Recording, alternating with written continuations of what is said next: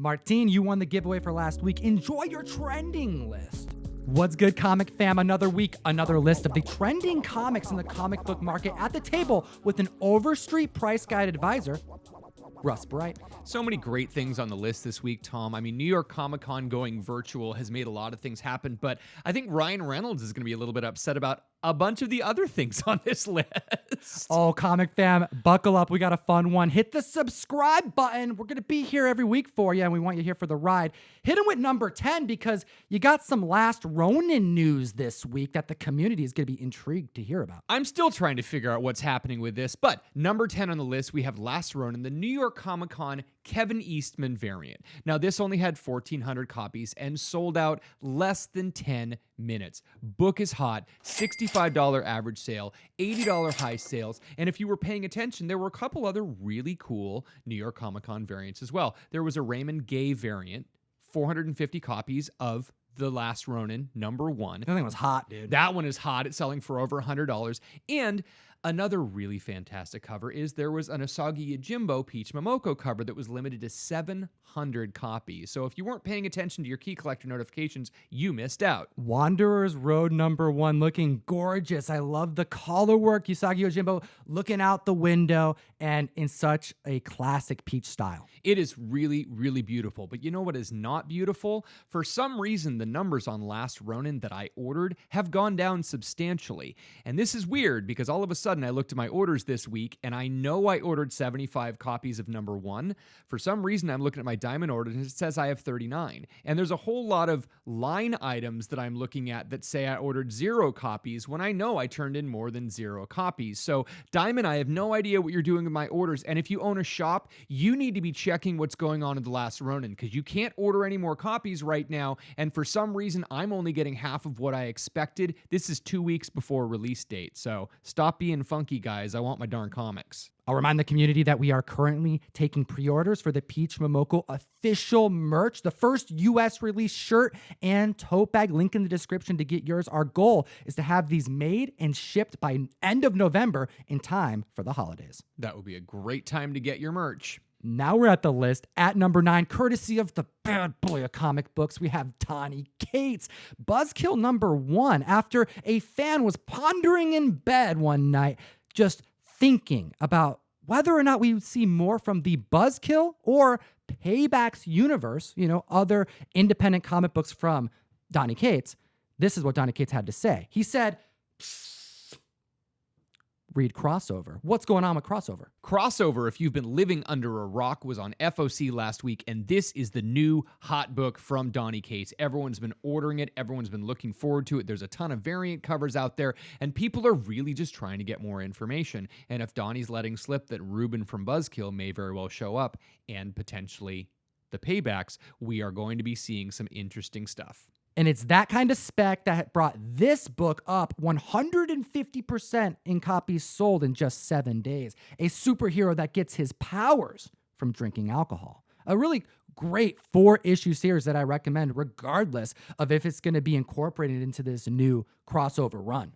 Given reason to a $25 average sale and a high sale at $45. Number 8 on the list, Amazing Spider-Man number 238. Now, this book has always been hot because it's the first appearance of the Hobgoblin, but because Jacob Batalon, the gentleman that plays Ned Leeds in the Spider-Man movies, tweeted a photo of him looking real skinny, a lot of people are speculating that he's going to be coming back with full force as this villain. Jacob Batalon looks great, man. He lost a tremendous amount of weight. What an accomplishment.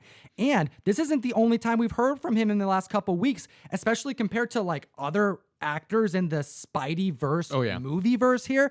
We have Jacob talking about Jamie Foxx being a cool actor to work with, just further confirming the leak that Jamie Foxx gave just a week ago, letting everyone know that he was going to be coming back to reprise his role as Electro, and alluding to a multiverse of Spider-Man by posting a picture of Tobey Maguire, Andrew Garfield, as well as Tom Holland in one picture. 150% increase in copies sold in the last 7 days. We're seeing a $380 average sale with a $650 high sale for a CGC 9.6. Now, We know that there is Venom, there is Morbius, there are other Marvel villains. J. Jonah Jameson is potentially tied to this. There's a lot of exciting stuff happening for Spider-Man. One thing to keep in mind when dealing with this very respected key is that there was an insert included with free temporary tattoos called tattoos. So if you get a copy of this book, you want to find one that actually still has the tattoos in the little packet. You want to hold it up to the light and see that there is one in there because it's easy to remove. Otherwise, your book is incomplete. Now, there's a lot of speculation online, and this probably deserves its own video, but Crash Course is some were made with the tattoos, some were made without the tattoos. It is not easy to add or remove tattoos. These were actually put in as the staple for the insert, and it really is just something that the people who are looking for this book are going to pay a premium for something that has complete with the tattoos. Yeah, you can't really get access to the tattoos because it's so small without breaking the paper that is holding them in there. And keep in mind, that's not the only variant that exists of this book because you have the Canadian variant with a different price tag. I believe it's a 75-cent variant. And you also have the Mark Jewelers variant, which accounts for under 5% of the total run, both selling for an inflated amount. And now let's take a look at number 7 because we have Adriana Tomez making her way on the list, becoming Isis, the second one for the first time in New 52, week number 12. So this run of 52 issues has a ton of books that were worth nothing forever, and all of a sudden you've got the Booster Gold stuff, you've got the Batwoman stuff, and now we have the second coming of Isis. This is an interesting book to see on this list, but now we know that with the Black Adam movie with The Rock, this is going to get tied in. We saw a 2,000% increase in copies sold after Deadline reported further character information post them dropping the announcement that Sarah Shahai was confirmed for Black Adam. I'll remind the community that this character was a slave liberated by the Black Adam, becoming a romantic interest and not just keeping him rooted, but grounded as a character in DC. Very important and integral to this Egyptian god. We're seeing a $12 average sale, a $25 high sale for a raw copy. Not very many graded copies of this exist. CGC 9.8 sold for $50 at the end of September. Would be curious to see where a 9.8 would land right now. And not just that, this book has a backup story by Adam Hughes going over the Wonder Woman origin story. And I really think that's cool. Number 6 on the list, Invincible #1.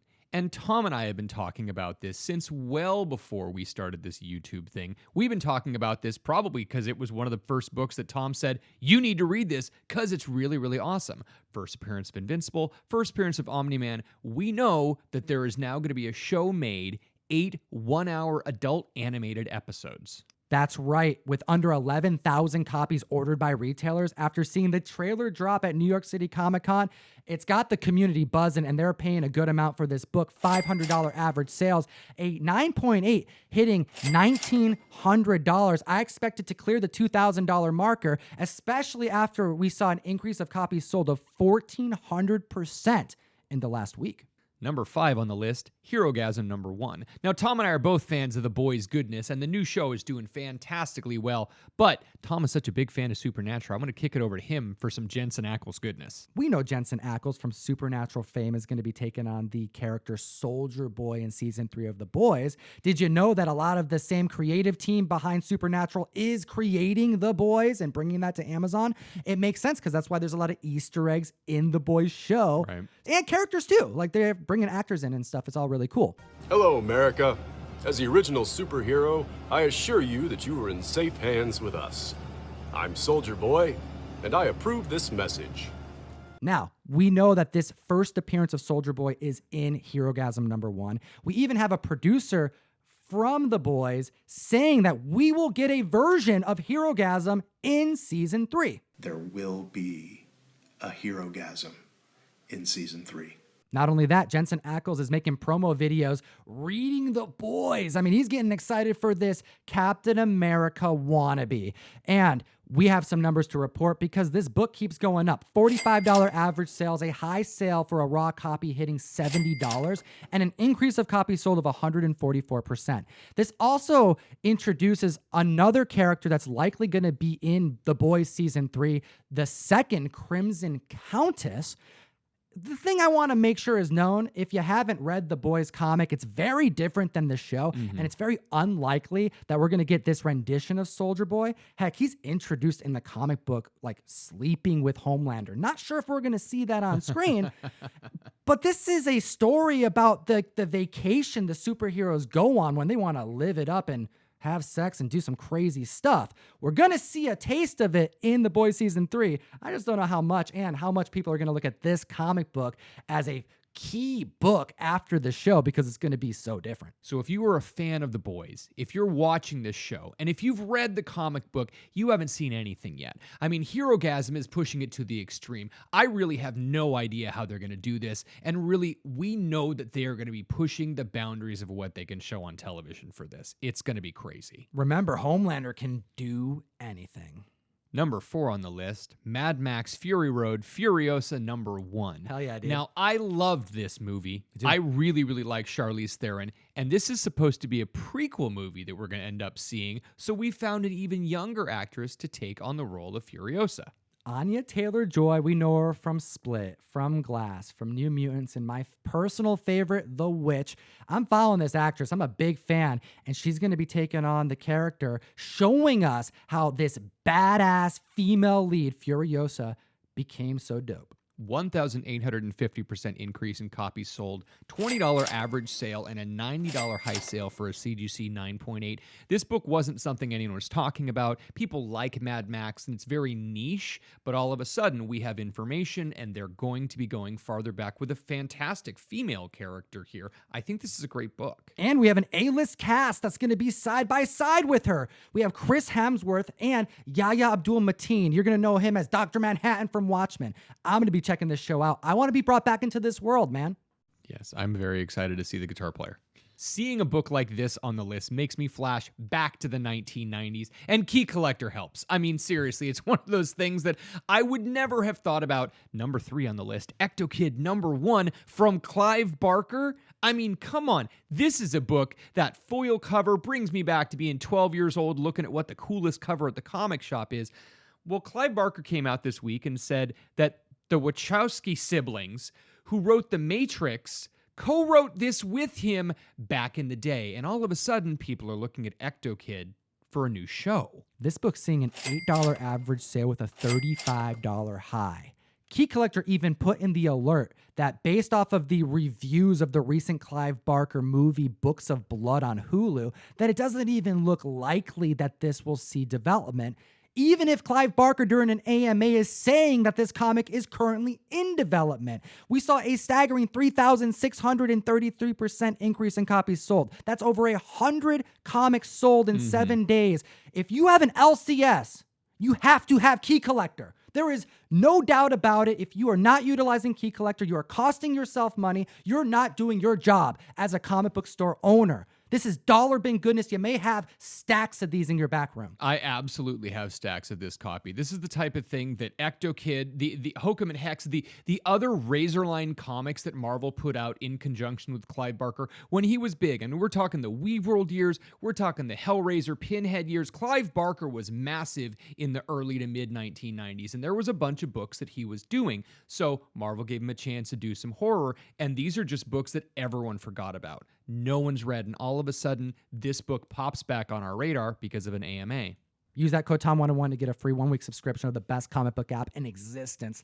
And let's hit him with number 2, because we had some HBO Max news break this week that's got Fire Guy Ryan just screaming for joy. Fire Guy Ryan is super excited about this. He's even got the Green Lantern tattoo. But number 2 on the list, Silver Age goodness, Green Lantern number 59, which is the first appearance of Guy Gardner. OG, absolutely. So J.J. Abrams has been talking about this HBO Max Green Lantern series for a while, but finally this week we have confirmation that the show is going to span decades and include multiple different lanterns. We have Jessica Cruz, Simon Baz, Guy Gardner, Alan Scott, and Kilowog. We're also supposed to explore Sinestro's origins in this show. You know what? Ryan Reynolds was not very happy with what happened to the Green Lantern. He's still kind of crapping all over it when he can, but this could be a great opportunity to redeem this character that a lot of people love.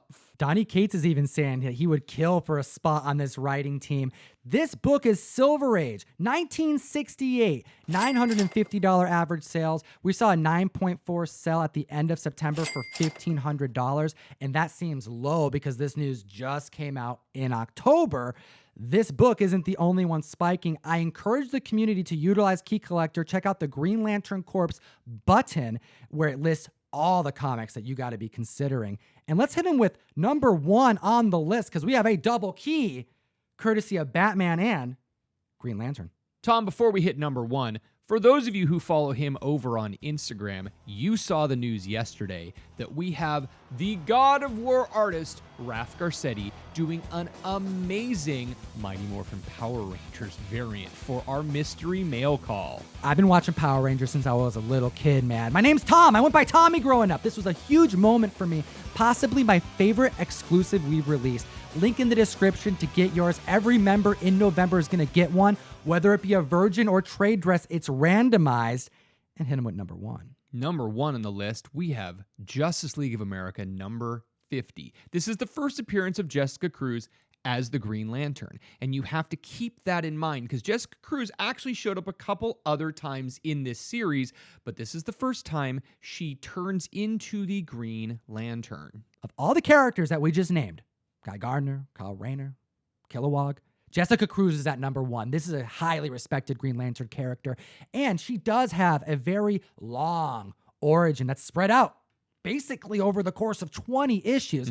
Let's walk them through the key appearances because it starts with Green Lantern issue number 20 when Jeff Johns took on the run. So in Green Lantern number 20, we end up seeing her hand and Simon Baz referring to someone called Jessica, letting her know that he knows how difficult this is. And we know that Simon Baz is Jessica Cruz's mentor. That's right. At that time, she was being looked at as a villain because she was the host of a power ring that was created by Sinestro. But we wouldn't find out further information until her appearances in cameo in JLA issue number 30 when the ring appears at the end of the issue. Now, in Justice League of America number 31, we see Jessica Cruz in her first cover appearance. She is receiving a ring, but she is being called Power Ring. She's not quite Green Lantern yet. That's right. This ring feeds on fear, and she actually has to overcome this fear by having a near-death experience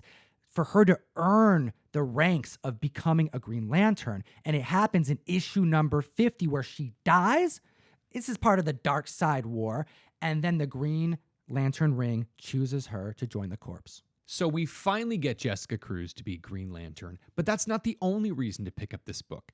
Batman comes out of the Mobius chair, and it is finally revealed that there are 3 Jokers. And that's the reason why Tom and I were talking about this book most recently. We also heard back in July that in addition to the HBO Max information, that J.J. Abrams was in active development of doing a Justice League Rebirth movie. Now, with these characters being slated, Simon Baz, Jessica Cruz, they just became the lead spec of choice, giving reason to a 1,900% increase in copies sold, $240 highs for a CGC 9.8, and there's a newsstand variant to this comic book. $449 for a newsstand 9.8. That's a buy it now, and we confirmed that price. Comic fam, slap that like button, hit the subscribe button. You know we're going to be here next week, and as always, Geek responsibly.